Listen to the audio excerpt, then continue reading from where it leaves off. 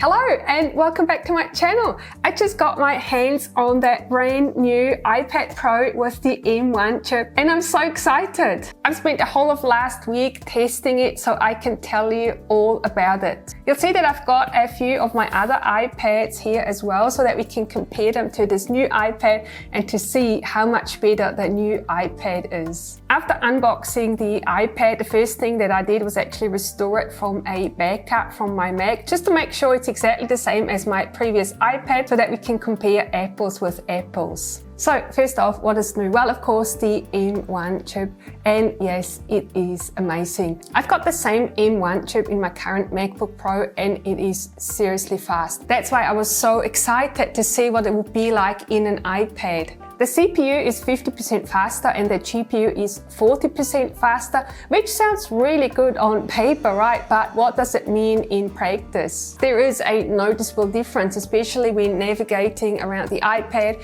opening and closing apps, or even when just browsing the internet. Everything just feels a little bit smoother, which is really nice. And then there is more storage as well. The basic model starts with 128 gigabytes of storage, but this time it goes all the way up to 2 terabytes. Oh, it's amazing. Now, when you make a decision which storage size to get for your iPad, make sure that you consider the 1 and 2 terabyte options, because the difference between those two versus the versions with less storage is that the 1 and 2 terabyte iPads actually have 16 gigabytes of RAM, whereas the 512 gigabyte and lower iPads only have 8 gigabytes of RAM. Of course, 8 gigabytes of RAM is still more than the current iPad has, but this is definitely something to be aware of, especially if you want to keep your iPad for a long time. So if you want to take advantage of the additional RAM, then you will need the 1 terabyte version. But now, of course, the most exciting thing, and that is that new screen in the M1 iPad Pro. It is so amazing. It's actually really hard to show the difference on camera,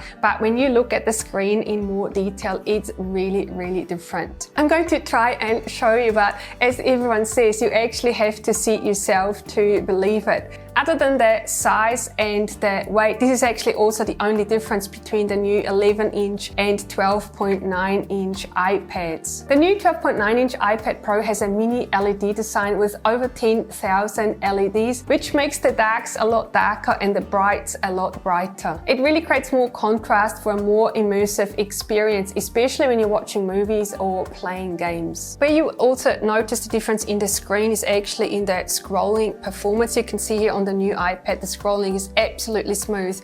And then on the older iPad, when I'm scrolling through my huge Procreate library, you can see how it starts dropping some frames. But then the biggest surprise was when I started practice my lettering. This actually makes a huge difference. I don't know what it is, but it seems like the screen is ever so slightly more precise, and it seems like it translates the brush strokes from my hand onto the iPad so much nicer. I also feel that it creates a slightly nicer texture for some of my brushes, and it's just a lot smoother. I think it's most noticeable in the transitions here from the thick to the thin strokes where the color changes. It's so much nicer to create this smooth blend with this new iPad. I am really, really impressed with this, and this is actually not something that I expected. I really didn't think it was going to make such a difference between this new iPad and any of the older iPads, but this totally blew me away. You'll also see that brightness of the two screens is quite different. This is the old one and then this is the new one. This is so much brighter. Now, one of the issues that the screen has is that little shadow here around the edges of the iPad, but I don't actually think it's that noticeable, especially if you're using dark mode in your iPad. I don't think you will notice this. So if I'm zooming in the canvas, you can see that there is no shadow and it's not actually visible because we're using dark mode. I know this is probably not a fair comparison, but I wanted to put the iPad Air screen here as well so you can see the difference between the iPad Air that came out last year at the end of 2020 and then also the new iPad Pro. And very similar to the previous iPad Pro, the screen is not quite as bright. And then additionally, also the iPad Air screen doesn't have the same refresh rate as the new iPad Pro has. So the scrolling experience is quite different. And you will notice how on the iPad Air, it just doesn't scroll quite as smoothly as it does on the iPad Pro. But if you've never seen the iPad Pro screen and you currently have an iPad Air or you're thinking about getting an iPad Air, then you have nothing to worry about. I don't think it would worry you. This is only really noticeable if you see both iPads side by side. Another thing that's new on this iPad is that the cellular version now has 5G support, and this makes a huge difference. I took the iPad out with me and I tested the 5G network in the car just to see what the top speeds were that I could achieve. And wow, I was really impressed. This is really gonna make a difference. I've always had the cellular version of iPads because I find it really handy to have that. Of course, you can tether your phone to the iPad if you need to, or if you don't have Wi-Fi access, but I really like having the cellular version of the iPad. So I've got the internet right built in and I don't have to worry about tethering. And then next up, we have the new front camera with center stage, which is really cool. The camera follows you around and gives you a much wider viewing angle. It looks almost like having your own camera person. It works really well with FaceTime and Zoom. Those are the two apps that I've tested it with. And then the next thing I wanted to look at is the keyboard. This now comes in both the white and the black versions, and I really like the white version. It looks just beautiful. It's so nice. And you'll also see I've got the silver iPad. So the silver iPad and the white keyboard match really nicely. So now we can put it on and then it fits into the iPad really nicely. The typing experience is exactly the same as with the previous keyboard, but now a question a lot of people have asked me is, what if I have the previous version keyboard? Does the new iPad still fit into the previous version of the keyboard? Well, let's find out. This is last year's keyboard for the 2020 iPad, so let's see what happens if we put the new iPad into this. And this is what it is. So the keyboard closes. It doesn't stick out too much. I heard some people saying that it sticks out a little bit, but I don't actually notice it. So to me, this is still the perfect fit. And I really don't think you need to worry about the keyboard. If you already have a keyboard, you don't need to buy a new one. I think this one is still perfect. And then the other way around as well, let's try the new keyboard with the old iPad to see if that fits as well. So I'm just gonna grab my iPad.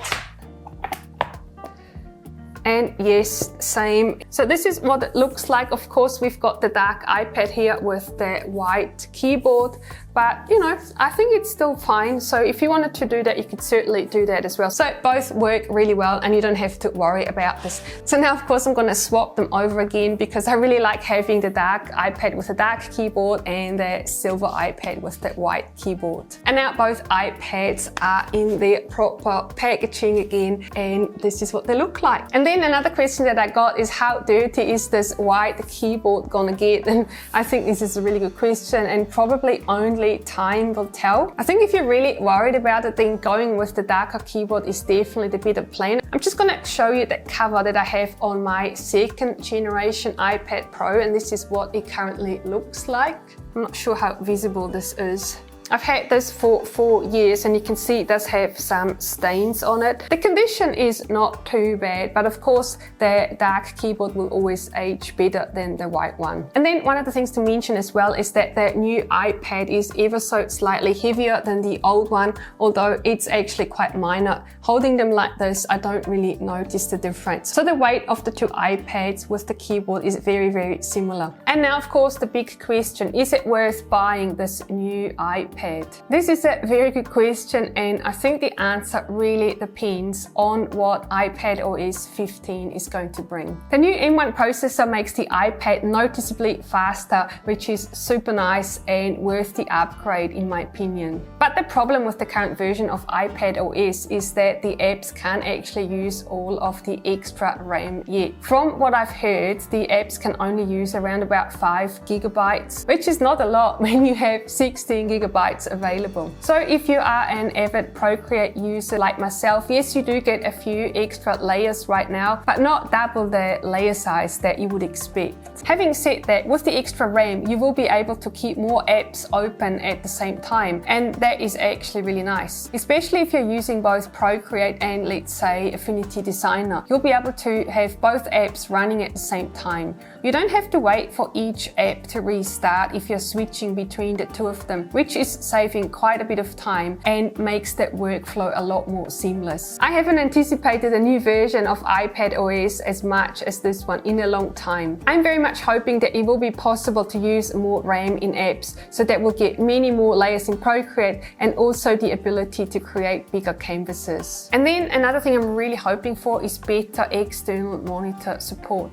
You can plug in your iPad into an external monitor right now, but all it does is mirror the screen. So you can't extend the screen like you would on a laptop and then maybe have two apps running at the same time, and that kind of defeats the purpose. So if you're on the fence about buying this iPad, I actually recommend you wait until we know the new features of iPadOS. It could make all the difference. I'm reasonably confident that the RAM limitation will be resolved. Otherwise, what's the point putting it in the iPad, right? And if that's the case, then this iPad will be leap years better than any other iPad before. I'm less confident about the ability to extend the screen, but there's always hope. If this will indeed become possible, I will be very close on using my iPad as my main computer every day, which would be an absolute dream come true. Once we know all the new iPadOS features, I'm going to make another video with my exact iPad buying recommendations. I really think it's important to know those first. Make sure you subscribe right now so you're not missing it when it comes out. In the meantime, you might like to watch my iPad Air review video where I'm drawing a diagram with all the possible purchasing decisions you might be making to give you a little bit of something to think about. Thank you so much for watching, and I'll see you in my next video.